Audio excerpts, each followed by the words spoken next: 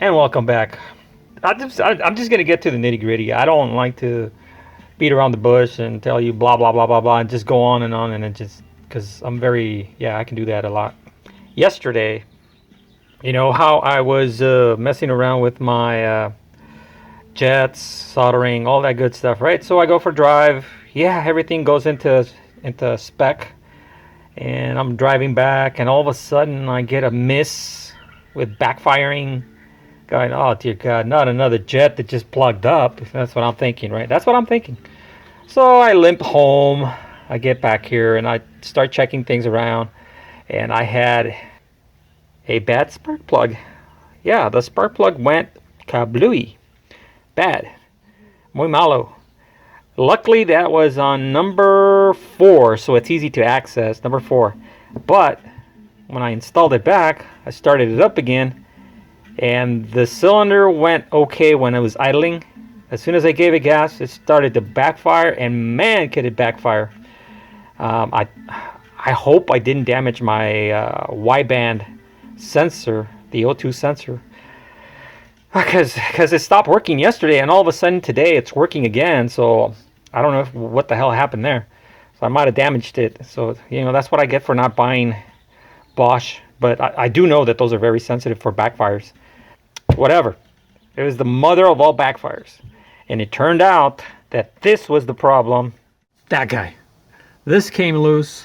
So it started doing this and loosening everything up. So the carburetors were no longer in sync. And that was the cause of the big mother effing backfire. Like I said, I hope I didn't damage my O2 sensor. But if I did, I'm just going to have to get another one. I haven't shown you guys where I put it.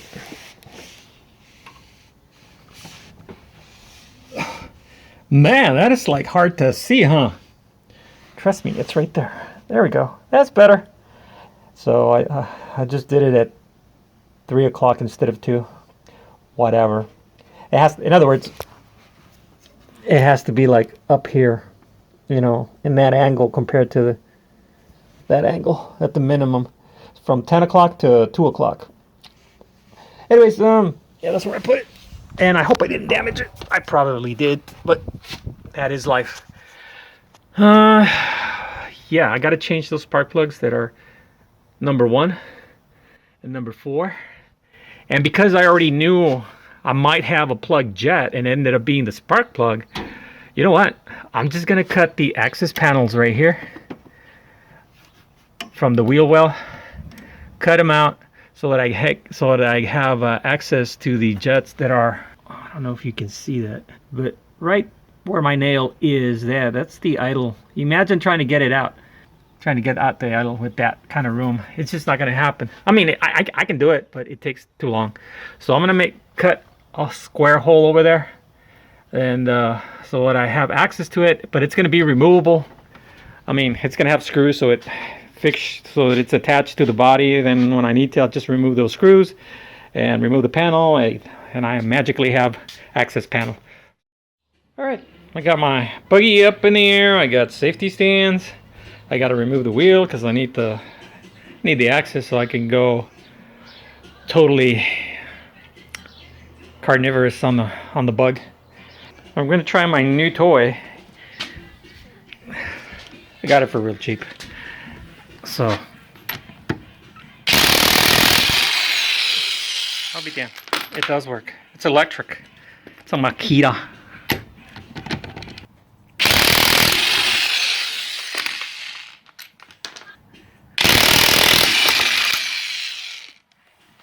There you go.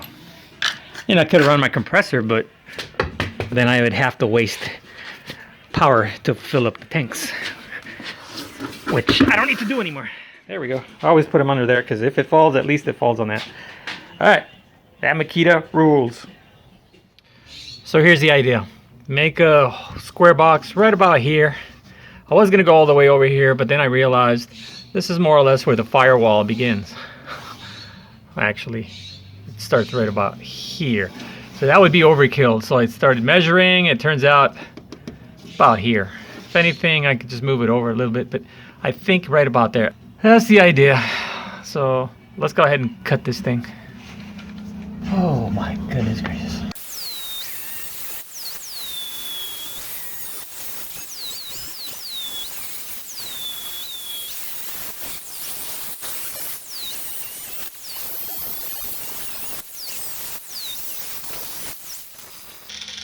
I don't know about that.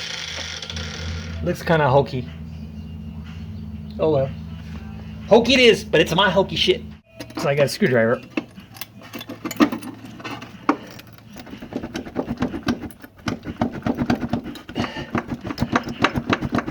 Come on. Oh, I gotta get rid of this mat. See, I didn't want to mess with the mat. I didn't want to go deep because I didn't know if this wire right here was going to be going through here. So if I went in there, and then that would cut the wires with the grinder. So I just kind of just barely did some very light plunges. Okay. So I'm gonna fix all this right now with the grinder and make it nice and pretty-ish. And then I'm gonna use the oscillating tool that I'm gonna, you know, go in there and just oscillate this thing out of there. That thing. What's it called? Firewall mat. Yeah.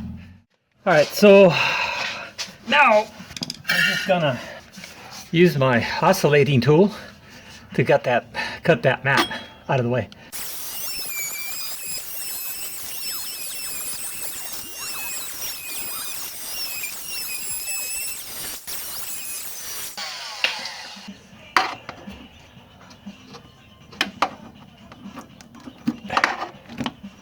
Okay, here he goes. Oh man. Okay, so I have access to my plug. All right, I got access to my spark plug. I got access to my jet. I do not have access to my other jet. So I have to cut it a little bit further this way. I'm not going to show you that because you already saw this. So I'm not going to bore you with the same thing. So I'm just going to cut it a little bit more this way, a little bit more this way, and that should give me access to the other jet, which is right next to this thing. So giving me from here down like that. Or I might do sideways, it doesn't really matter, because I really don't need to access anything else over there. Next time you see this, it'll be cut to the right side. So now let's simulate. Like, can I get to this? Oh yes, I can. There you go. So I can get to my jet now. Okay, I got it. I can get to that one. Not only that, guys, now I can get to that third center bolt. So now, if you watch my videos installing this guy, you realize that I had to remove that nut right here, this nut and the other nut, to lower the transmission, or the transmission with the motor, so that I can access that bolt through here, which is a nightmare. Now I just get a swivel point. I should be able to go down there and actually, you know, let's see if I can get it out of the way. Maybe I can see it. Nah, you can't really see it. But it should be easier to get to that bolt, the third bolt that's in the center of this manifold, because one over there, and one in the center. All right, so this actually solves a lot of my troubles.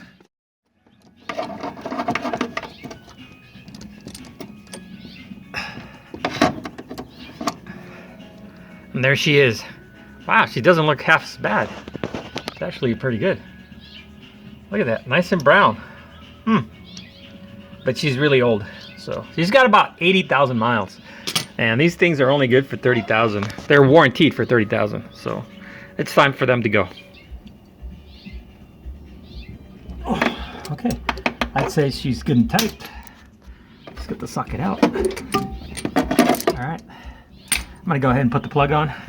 Okay, now let's start the other one, and then we'll start making the whole cover. Okay, so what I was afraid that it would happen, it happened. Yeah, you can see the grinder went through that one right there, and it went through those wires. So I cut 1, 2, this one's a partial, and that one back here is a partial. The other ones over here are, they're up here, the ones that I cut. So now I have to remove my air filter so that I can fix them from the other side. Luckily, it's just the air filter that I have to remove to get to that. I don't have to take the carburetor off. But I already replaced my spark plug, which is right there. See, this is impossible. If you don't have an access hole like this, it's freaking impossible to get to that spark plug. Okay, so I already replaced it.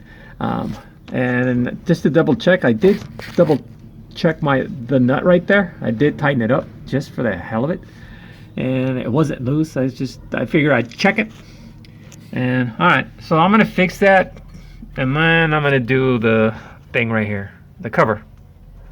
It happens to the best of us. Okay, my wires are all soldered and shrink wrap tubed right there. Yeah, I just removed the filter so I could get to it. And we shall never ever talk about this ever again, since nothing happened, right? Right, yeah, let's just go with that. Okay, I'm gonna go get the large pieces of metal so we can cut them and make the covers. Okay, so I have leftover sheet metal that I used for, I made a gate. Well, me and my son made a gate, for the side of the house. It turned out really nice. But I had all this left over. It's pretty big, and then some. Actually, this is the smaller piece that I can use. That is the same thickness as that metal.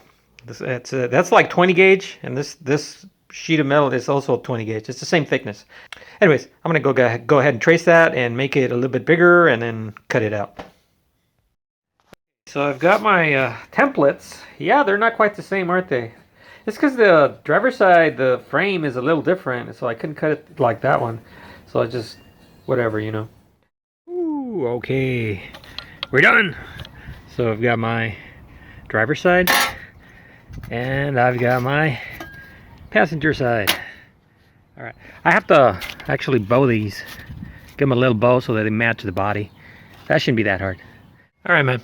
I've got this, the passenger side. Yeah, it's upside down. The letters. I already went ahead and folded it. Just grabbed my knee and just put some pressure. And it's kind of like a folded / twist to it. Because the contours of the body, they're just like that. And I've got it to the point where it's perfect. It seals on the top all the way around. So, okay, this one's done. So I'm just going to add a screw, and another screw down here, and it should be done. I already made some marks just so that I know that I'm evenly spaced.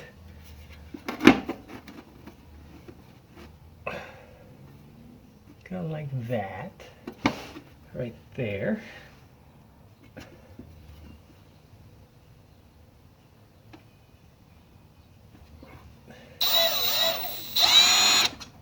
Jeez, okay.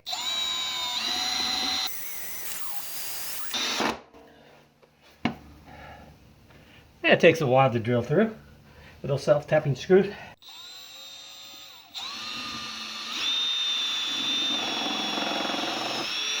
I don't think I'm going to be able to pull one there because the fender is actually in the way, and the way the thing is, you know what? What if I just grab a brand new sharp one? That would work, maybe.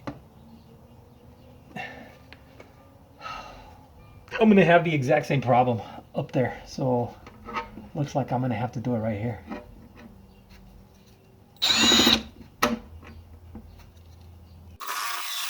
There we go. You know what? This kind of qualifies for good enough for government work. I'm going to wait until I take the engine off again, and then we'll revisit this, put the nuts behind, and a real bolt. Right now, this thing is pretty tight back here. So I'm going to say this one's done. I'm just going to repaint that right now, just so it doesn't look too ugly. So I'm going to use some rusty oleum for this.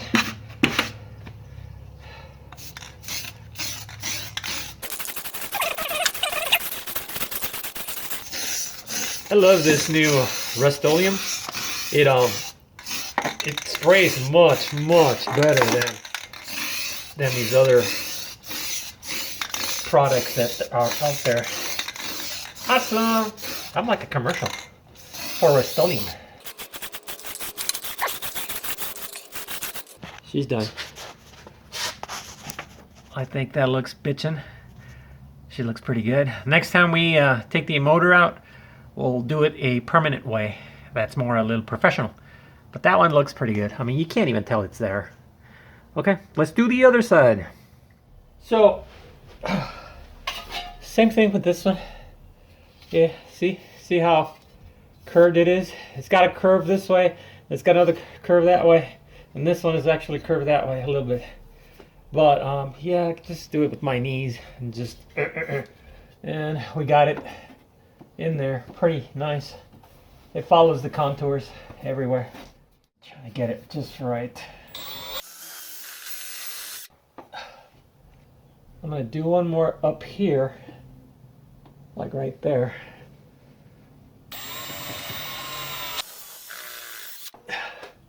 Right there. Oh, look at that. That is good and tight. I'm not going to add more holes just so that, you know, I could just add those bolts on the other side and weld them on so I have a nice, beautiful, professional look. But for now, we have to cover up the hole. Therefore, that's what you get. So, normally I would have loved to pressure wash this before I paint, but oh well. This is an older can of rusty oleum. Let's see how much paint it has left. I might be able to do all of it. So let's see what happens.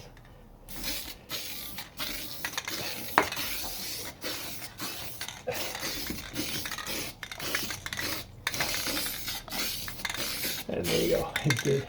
It covered everything. I should have pressure washed this, but what's done is done.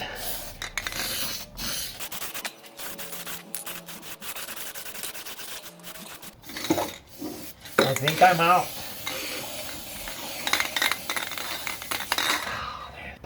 So, there we go. Holes are covered up. Now I can put my stuff back together. Put my tires on. And put my filter back on. Let's see how it looks on this side. Yeah, maybe I should have painted the other side also before I put it on. Yeah, too late. How about this side? This side you can't even tell. Well, you can tell on this side because the air filter is not on there, but once the filter is there, you should be able to tell. All right, muchachos, that's all pretty much for the week. We went ahead and added those access panels, and it's something that, you know what, I do recommend you guys do if you guys are going to run a Porsche engine, because there is no way to get there. And you know what, even the T1s, when you have dual carbs, you know, the CB Performance dual carbs, IDFs and all that stuff, I think that you have the exact same problem. You might want to cut some access panels. Yes, that will weaken the body, the structure of the body, but think of it this way. Now you have more crumple zones, you know, to cushion you in case you get rear-ended. You didn't think of that, nah. Okay, whatever, muchachos. That is it. I'm going to put this back together. You guys have a good weekend. Adios, muchachos. Adios, muchachas.